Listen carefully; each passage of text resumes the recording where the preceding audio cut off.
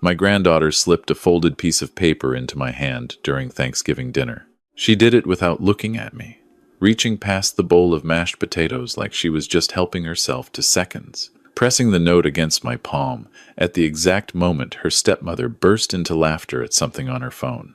Nobody noticed. My son David was staring at his plate, barely eating, his fork moving the food in slow circles that never quite reached his mouth. I closed my fingers around the paper and kept my face still. 30 years of playing poker with the guys from my old crew taught me that much. I didn't open it until I was in the downstairs bathroom. Door locked, water running. My granddaughter's handwriting was small and careful. The kind of careful that comes from someone who has rewritten something several times before committing to the final version. Grandpa. The locked drawer in Dad's home office, bottom left. The key is taped under the middle desk drawer. Please go before he signs anything else. Please hurry. I stood there reading it twice. Then a third time. Then I folded it back along its original creases, slid it into the breast pocket of my flannel shirt, and went back to the dinner table. I complimented Vanessa on the green bean casserole. I asked my son how his fantasy football team was doing. I watched my granddaughter Lily pick at her food and not once raise her eyes to mine for the rest of the meal. She was 13 years old. Whatever she had found in that drawer, she had been carrying it alone. My name is Frank Holloway. I am 64 years old. I spent 37 years as a licensed electrician in the Phoenix metro area, most of them running my own small outfit. I retired 3 years ago when my wife Barbara passed from ovarian cancer. She was 59. Too young, the doctors said, as if they needed to tell us that. Barb and I had been married for 38 years, and when she died, I rattled around our house on Crestview Lane like a marble in an empty can. Still do, some mornings. David is my only child. He is 41, sharp as a tack when he is himself. The kind of man who reads the fine print on everything and asks the questions other people are too embarrassed to ask. He works in commercial real estate, does well, always has. His first marriage ended when Lily was 4. His ex-wife, Claire, lives in Seattle now, remarried, civil enough that she and David share custody without drama. Lily splits the school year between her mother's place in Washington and her father's house here in Scottsdale. 14 months ago, David met Vanessa at a charity auction his firm sponsored. She was 36. Pretty in a deliberate sort of way. The kind of woman who always seems to have just come from somewhere more interesting than wherever she is. They dated for 5 months. I told David I thought it was fast. He told me I sounded like a worried old man. He was right that I was worried. I may have been wrong about the old part, but time will tell. They got married in a small ceremony in Sedona last January. I walked down the aisle with a smile on my face, because that is what fathers do. Vanessa called me Frank the first time she met me, and has called me Frank ever since. It is my name, so I cannot object, but I noticed she called her own father Dad, and my son's business partner's wife, Sweetie, and the waiter at their favorite restaurant by his first name. She was comfortable with people quickly. Too comfortable, maybe. Or maybe I was just a worried old man. For the first few months, I told myself things were fine. David seemed happy. Lily seemed to like Vanessa well enough, or at least said she did. I came over for Sunday dinners, brought my famous green chile from the batch I make every September, watched football with my son in the evenings. Then around April, things began to shift. David started forgetting things, small things at first. He called me on a Tuesday to ask what we had talked about the previous Sunday. He showed up to his own office 40 minutes late because he had written the wrong time in his calendar, which was not something David ever did. He lost his car in a parking garage for 2 hours, and when he finally found it, he called me confused and embarrassed, which was not like him at all. David has always been the one who remembers birthdays without being reminded, who keeps a color-coded calendar, who has never in his adult life been late to anything. I brought it up to him in May. He brushed it off, said he had been under enormous stress. His firm was in the middle of a large acquisition, and he had not been sleeping well. I accepted that. Stress does things to a person. I had forgotten plenty of things in the year after Barb died. But it kept getting worse. By September, David looked gray. His clothes fit differently, looser in the shoulders. He flinched sometimes at sudden sounds. When I asked him direct questions, there was a lag before he answered, like a phone call from overseas where the signal lags just half a second too long. We were at a Diamondbacks game in late September. Just the two of us. Father-son tradition we had kept for 20 years, and he could not remember the name of the pitcher who had been his favorite player for the past 3 seasons. He laughed it off. I did not laugh. Lily came to stay with David for the fall semester in August. She is a quiet kid, bookish, serious in the way some kids are when they have spent too much time around adult problems. She has her mother's dark hair and my son's gray eyes. She texts me memes sometimes late at night that I do not entirely understand but that make me feel loved anyway. When she arrived in August, something changed in her. I could see it in how she watched her father when he was not looking. The same careful, measuring gaze you use on something that might fall. I tried to talk to her twice about it. Both times she said everything was fine. Dad was just tired. School was great. How was my garden doing? She was 13 and she was already better at deflection than most adults I know. Then came Thanksgiving and the note. I did not sleep that night. I lay in my bed on Crestview Lane and thought about everything I knew and everything I did not know and the 7 words my granddaughter had written in careful letters because she had not known any other way to tell me. Friday morning I drove to my son's house in Scottsdale. Vanessa's car was gone. David was on a call in the kitchen, pacing the way he does, which was good because it meant he would be occupied. I told him I had left my reading glasses there on Sunday, which was a lie, and he waved me toward the back of the house without breaking his sentence. David's home office is at the end of the hallway past the guest bathroom. I went in and closed the door behind me. The desk is a big solid oak thing that used to be Barbara's father's, a piece David had always been proud of. I crouched down and felt under the middle drawer. The tape was old, the kind of clear packing tape that yellows after a while. The key was small, silver, the kind that fits a simple filing lock. The bottom left drawer was deep. At the top was a manila folder. Underneath that were 2 more. I sat in my son's desk chair and opened the first folder. It was a power of attorney document. Legal, stamped, notarized. It granted Vanessa full financial and medical decision-making authority over David Holloway, effective immediately, valid indefinitely. The notarization date was 6 weeks ago. I read the signature at the bottom 3 times. It looked like David's signature, the D and the H, the way the letters leaned slightly forward. But the loop on the capital H was wrong. I had watched my son sign his name 10,000 times.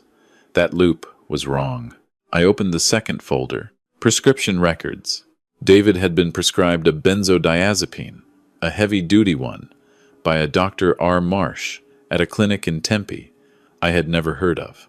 The prescription was dated in March, refill after refill, each one filled within days of becoming eligible. The dosage started at 2 milligrams, twice daily, and climbed to 4 milligrams, 3 times daily, by August. That is a significant dose. I know because I looked it up right there in my son's office on my phone. Hands unsteady, reading about cognitive impairment and memory disruption and sedation, and how long-term high-dose use in someone not genuinely requiring it could create dependence, confusion, and a personality that looked like early cognitive decline. There was a small spiral notebook tucked inside the folder. I almost missed it because it was the same off-white color as the folder itself. The entries were written in Vanessa's handwriting, which I recognized from the birthday card she had sent me in June, the one I had kept on my refrigerator because I was trying to like her. The entries were dated. They went back to February. Day 12. Increased dose. Confusion more obvious this morning. Asked me twice where he left his briefcase. Good. Day 19. Forgot partner lunch. Covered for him. Told his assistant he had a conflict. He was grateful. Dependency increasing. Day 31. Sleep increasing. Some balance issues. Suggested to him that he is working too hard. He agreed. He trusts my assessment completely now. I had to stop reading. I set the notebook down on my knee and looked at the wall and breathed through my nose for a full minute. Then I picked it up again and kept reading. By the July entries, she was noting changes to his estate documents. His will had been amended.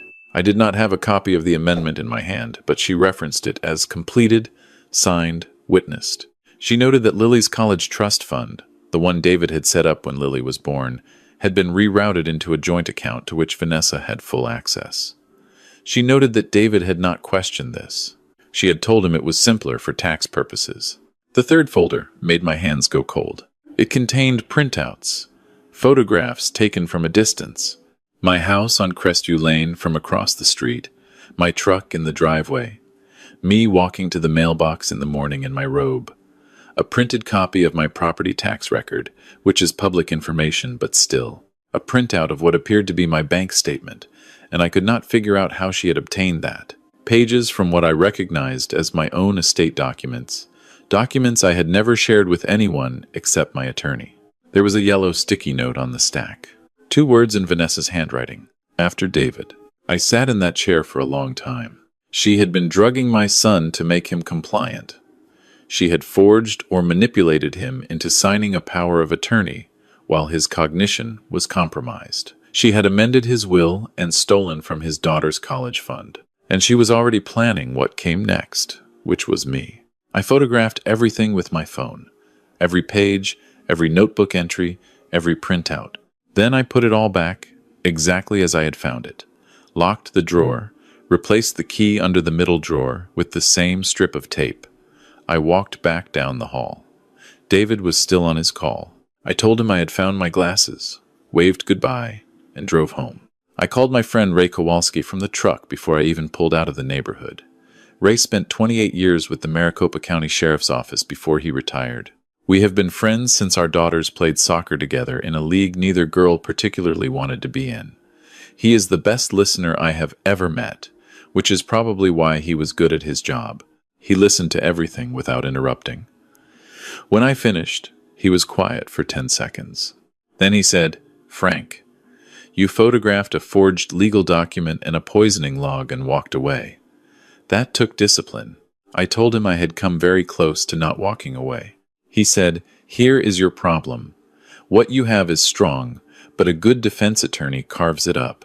The power of attorney could be argued as valid. David could be claimed to have been lucid and willing. The prescription is in his name, legally filled. The notebook is damning, but she will say she was tracking his symptoms to help him. You need her caught doing it, actively." He was right. I knew he was right. He outlined what he thought could work. It would require me to be a patient, careful, convincing liar for several days. I am not a man who lies easily. But I kept thinking about those notebook entries, dependency increasing. He was grateful. He trusts my assessment completely now. My son, who had taught himself calculus at 15 and never needed anyone to repeat themselves, trusting this woman's assessment of his own deteriorating mind. I called Vanessa that evening. I put warmth in my voice that I did not feel. I told her I was worried about David. Said he had seemed off to me for months and I had not wanted to overstep, but after seeing him yesterday, I could not in good conscience stay away. I said I was lonely in that house since Barb passed, which was true and so cost me nothing to say. I asked if I might come stay for a week or two, just to be nearby in case David needed anything. Help with errands, that sort of thing. She hesitated. I could hear her recalibrating. "Frank, that is so thoughtful. But honestly, we have everything handled here. David just needs rest. The doctors think it is stress and exhaustion." I said, "Which doctors?" Brief pause. "His primary care physician." I said, "Well, that is reassuring. Still, he is my son. After losing Barbara, I promised myself I would not be the kind of father who stays away when it matters. You shouldn't have to carry this alone." Another pause. Longer. "Of course, Frank. We would love to have you. I'll get the guest room ready." I packed a bag that night. At the bottom, underneath a week's worth of clothes, I put the 3 small cameras Ray had lent me. Wireless, motion-activated, barely larger than a matchbook. Ray had spent an hour walking me through the app on my phone. I arrived at David's house on Saturday morning. My son answered the door, and I almost lost my composure at the sight of him. He looked like a man carrying something very heavy for a very long time. He hugged me and held on for a beat longer than usual. He had always been a good hugger, ever since he was small. Lily appeared behind him in the hallway. She looked at me over her father's shoulder. I gave her the smallest nod I could manage. She let out a breath so quiet only I saw it. Vanessa appeared from the kitchen with a dish towel over her shoulder, all warmth and bustle. "Frank, so good to have you here. I made David's protein smoothie. Come in, come in." While David showed me to the guest room, I took note of the house. Kitchen camera would need a clear line to the counter, and the blender, which was Vanessa's apparent weapon of choice. Living room was open enough that a second camera on the bookshelf could cover the main space. Hallway camera was obvious. That afternoon, while Vanessa took her car to get detailed and David napped, I placed all 3 cameras. The kitchen one went behind the fruit bowl on the end of the counter, angled toward the blender and the cabinet above the stove, where I had noticed Vanessa reaching several times with no apparent cooking purpose. The living room one went between 2 books on the built-in shelves, its tiny lens pointing toward the couch where David spent most of his evenings. The hallway one went on the high shelf near the linen closet. Lily came into the kitchen while I was pretending to make coffee. She stood next to me at the counter and, without looking at me, said, quietly, "Did you look in the drawer?" I said, "I did." "You did the right thing, sweetheart." She nodded once. Her jaw was tight. "She puts something in his smoothie every morning. I've seen her. I tried to tell him, but he just says I'm being a teenager." I turned to face her.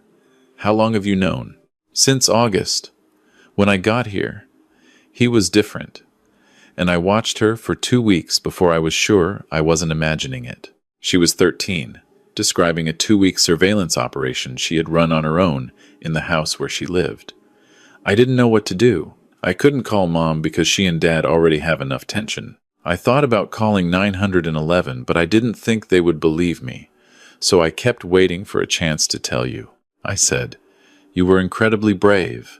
I need you to keep being brave for a few more days. Don't eat or drink anything Vanessa prepares. Get your own food, make your own drinks, and act normal." She almost smiled. "I've been eating granola bars in my room for 3 months, Grandpa." That evening, Vanessa made pasta. I watched her at the stove. She served the plates herself, bringing them to the table one at a time from the kitchen. David's plate was the last one. When she came back for her own, I tracked her movements through the kitchen doorway from my seat at the table. She turned her back to the doorway. Her right shoulder moved in a small, precise gesture. When she came back to the table, David's pasta had what appeared to be a light sprinkle of Parmesan on top that the other plates did not have. Not Parmesan. I ate my dinner and talked about my garden, and asked Vanessa about a home improvement show she had mentioned liking, and did not look at my son's plate again. That night in the guest room, I opened the monitoring app on my phone and watched the feeds. The house was quiet. David went to bed at 9:30. Lily went to her room at 10. Vanessa stayed up, watching something on the television in the living room. At 11:58, she turned off the TV. I watched her cross the living room on the camera feed, pause, look toward the hallway. Then she went to the kitchen. I held my phone with both hands and watched. She went directly to the cabinet above the stove, opened it, moved something aside, removed a small brown glass bottle. She opened the refrigerator and took out the container of pre-made smoothie base she kept on the second shelf. She worked quickly and quietly, her back mostly to the camera, but the angle was enough. She opened the bottle. She used a small dropper to measure a specific number of drops into the smoothie container. She swirled it gently to mix it. She put the bottle back in the cabinet exactly where it had been, smoothie back in the refrigerator, turned off the kitchen light, and went upstairs. I had it. I texted Ray the clip within 15 minutes. He called me back in 5. "That's enough, Frank. Combined with what you photographed in the drawer, the prescription records, the notebook, this is enough. Judge Martinez is on call this weekend. I know his clerk. I can have a warrant moving by Sunday morning. Can you keep David away from that smoothie tomorrow?" I said I could manage that. Sunday morning, I was up at 5:15. I went to the kitchen and I poured the smoothie container down the drain, rinsed it thoroughly, made a fresh batch from the fruit in the refrigerator using a recipe I found in 30 seconds online, and put it back in the same container. Then I sat at the kitchen table with the newspaper and a cup of my own coffee. Vanessa came down at 7, She stopped when she saw me. "Morning," I said. "Couldn't sleep past 5. Old habit." "Help yourself." I made a fresh smoothie base. The other container was smelling a little off to me. Something moved across her face so quickly I might have imagined it. Then the smile returned, smooth and practiced. "Oh, you didn't have to do that. I usually make it fresh anyway." She opened the refrigerator, looked at the container, poured a glass, sniffed it in a way that was not casual at all, and set it down without drinking from it. "Are you not having any?" I asked. "Not in the mood this morning." "David loves his morning smoothie," you said. "He can have it if he wants." She moved to the coffee maker with her back to me. David came down at 7:45. He looked, if possible, worse than he had 2 days ago. Moving carefully, one hand on the wall in the hallway, he made it to the table and sat down heavily. I said, "Son, I think you need to be seen today. Not Tuesday, today." "Dad, his appointment is Tuesday with the specialist," Vanessa said from the counter, not turning around. "I hear you," I said. "David, look at me." He looked at me. His eyes were not quite tracking right. I said, "I'm going to take you to the ER this morning." Vanessa turned around. "Frank, I don't think that's necessary. He just needs rest before his appointment." "I wasn't asking," I said. I kept my voice even. I had been keeping my voice even for 3 days, and I was very tired of it. "He is my son, and he needs medical care, and I am taking him this morning." She looked at me for a long moment. Something shifted in her face, a calculation running behind her eyes. Then Lily appeared in the doorway, in her pajamas, backpack already on her shoulder, watching. And whatever Vanessa had been calculating, it did not complete. The doorbell rang at 8:22. Vanessa went to answer it. I heard her voice go up in pitch. "Can I help you?" "Ma'am, I'm Detective Karen Voss, with the Scottsdale Police Department.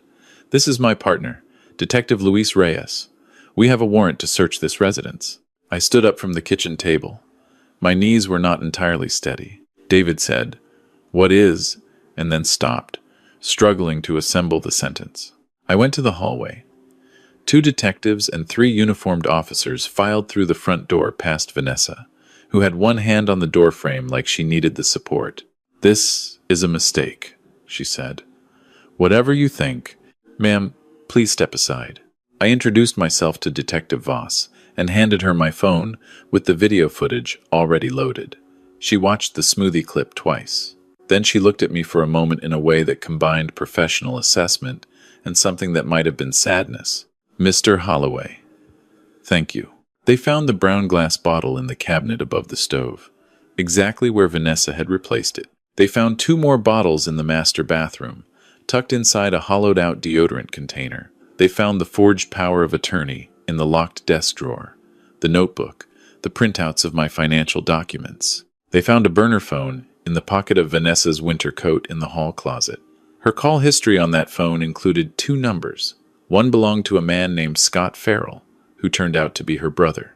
The other was a number registered to a law firm in Nevada. Vanessa started talking almost immediately when she saw the full weight of what they had assembled. Not a confession, exactly. She tried the same routes I had anticipated. David had wanted to update his estate plan. She had only been helping him manage his medications, which he struggled to keep track of himself. The notebook was her own personal health log. She had a calm, reasonable explanation for every individual piece. Taken alone, each piece might have held. Taken together, they did not hold at all. They arrested her on the front steps. I stood in the hallway with my arm around David, who was watching his wife being handcuffed and could not entirely process what he was seeing. His face was the face of a man underwater. "Dad," he said. "Just that." "I've got you," I said. "You're going to be okay." Lily appeared next to us. She slid her hand into her father's and did not say anything. The 3 of us stood there and watched the police car pull out of the driveway, and the November morning was very bright and very quiet. David was taken to the ER that same morning. The attending physician ran a full panel and identified elevated levels of lorazepam in his bloodstream consistent with chronic high-dose administration in a person without a legitimate prescription for it. The doctor used the words intentional poisoning in her notes and did not soften them. She also noted that if this had continued for another 2 or 3 months at the rate it was progressing, the damage to David's cognition could have become permanent or been mistaken for early onset dementia. He stayed in the hospital for 4 days for monitored detox. I stayed at his house with Lily. We ordered pizza the first night and watched a movie she picked that I would not have chosen, but which was fine. She fell asleep on the couch before it ended, and I covered her with the blanket from the back of the chair and turned off the TV and sat in the quiet house for a while. On the second day, she came into the kitchen while I was making breakfast and sat down at the table. "I should have told someone sooner," she said. I set down the spatula and turned around. "No, I waited too long." He kept getting worse while I was trying to figure out what to do. "Lily, you were 12 years old when you started noticing something was wrong. You had no adult to turn to who you trusted. You gathered evidence. You found a way to tell me when you had a chance. You saved your father's life." I sat down across from her. "There is not a single thing you should have done differently." She looked at the table. "I was scared nobody would believe me." "I know. And you did it anyway.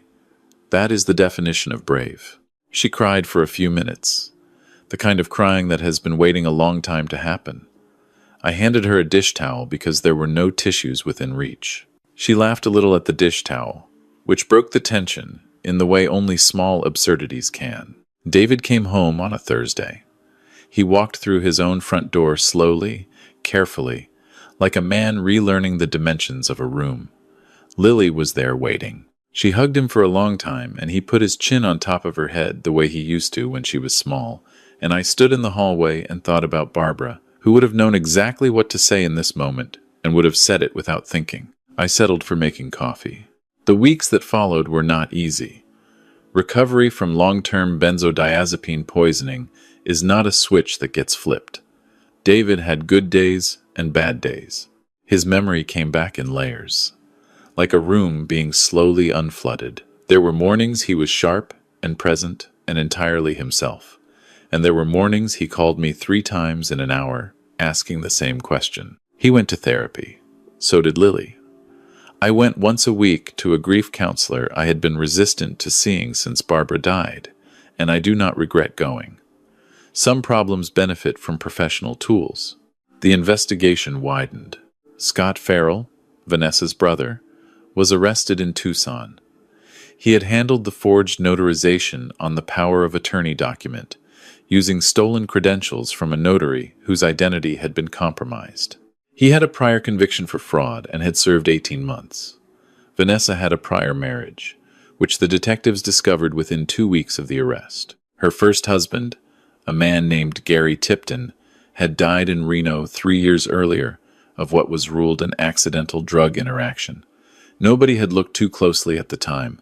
Now they looked. They exhumed Gary Tipton in January. The toxicology findings from the second autopsy were not ruled an accident. Vanessa was charged with first-degree murder in Nevada and first-degree attempted murder, fraud, forgery, and elder financial abuse in Arizona. Her brother was charged as an accomplice on multiple counts. The trial took 11 months. I testified for 4 hours. Lily submitted a written statement that the prosecutor described in her closing argument as among the most precise and credible witness accounts she had ever presented to a jury. Vanessa was convicted on all counts. She received a sentence of life without the possibility of parole in Nevada, with a consecutive sentence of 40 years in Arizona to follow. Her brother received 22 years.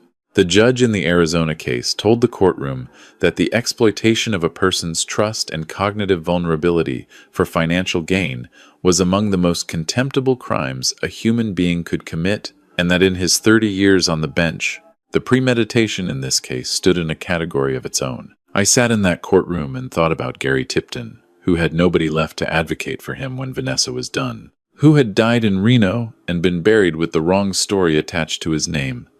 The right story was finally attached now.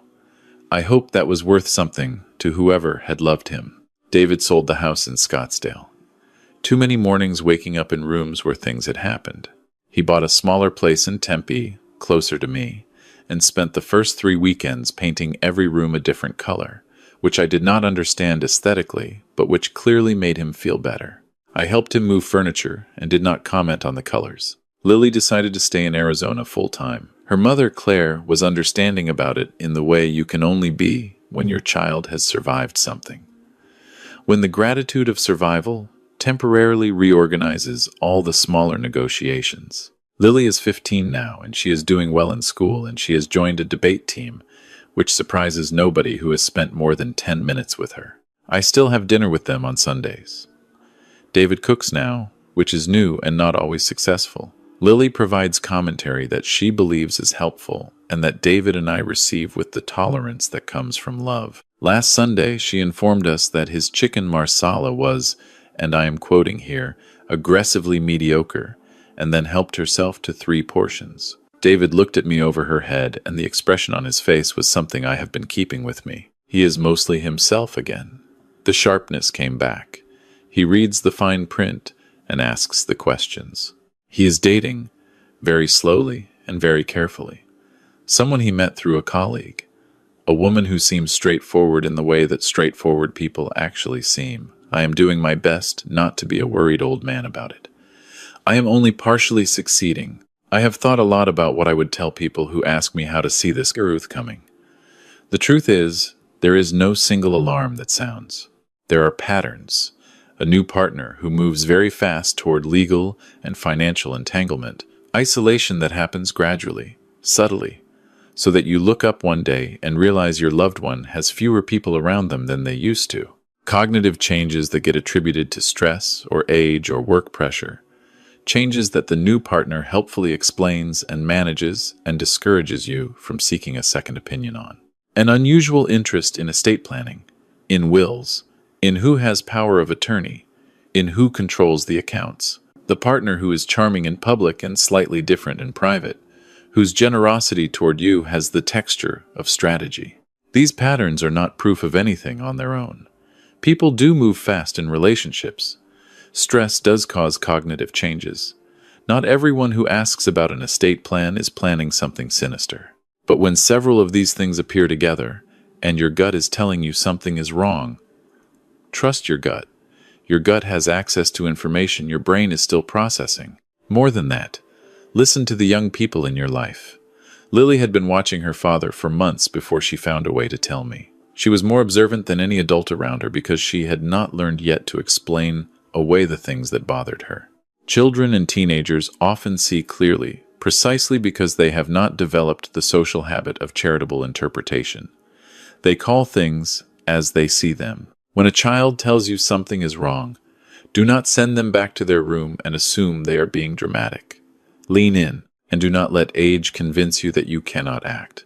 I am 64 years old. I placed 3 cameras in a house, gathered evidence over 4 days, coordinated with law enforcement, and helped put a killer in prison. I am not saying this to impress anyone. I am saying it because the morning I read my granddaughter's note, part of me wondered if this was a task for someone younger, someone more capable, someone who had not lost his wife and was not rattling around a house by himself missing her. That part of me was wrong. Experience is not nothing. Patience is not nothing. Knowing the difference between a real risk and an imagined one, because you have lived long enough to see both, is not nothing. Barb would have seen through Vanessa in 10 minutes. She had a gift for it, a kind of social X-ray vision that cut through performance directly to intention. I miss that gift of hers every day of this ordeal, the same way I miss it every day for other reasons. But I did the best I could with what I have, and the best I could was enough. There are mornings I wake up and lie in the quiet house on Crestview Lane and run through the contingencies. If Lily had waited 1 more week to give me that note, if I had dismissed her concern, if Ray had not been home when I called, if the judge had not been willing to move quickly on the warrant, if I had not gotten up early enough that Sunday to pour out the smoothie before David drank it. The margins were narrow. I do not take that lightly, but I try not to let the what-ifs consume the what is. What is this. My son is alive. My granddaughter is thriving. We have dinner on Sundays and argue about cooking and watch football and talk about Barbara like she is still part of the conversation, which she is. What is that Gary Tipton's name has been corrected. What is that Vanessa will not do this to anyone else. That is enough. Some mornings, it is more than enough. Last week, Lily texted me a meme at 11 at night that I did not understand. I texted back a question mark. She sent 3 laughing emojis and then a voice note that was just her laughing. I played it twice and then went to sleep. I slept fine. Pay attention to the people you love. Trust the ones who are paying attention to you. And when someone brave hands you a folded piece of paper that they have rewritten 6 times because they could not figure out any other way to ask for help, do not put it in your pocket and forget it. Do something with it. Even if you are 64 years old and your knees are not what they were, and you are running the operation out of a guest room in your son's house with borrowed cameras and a retired sheriff's deputy as your only backup, especially then.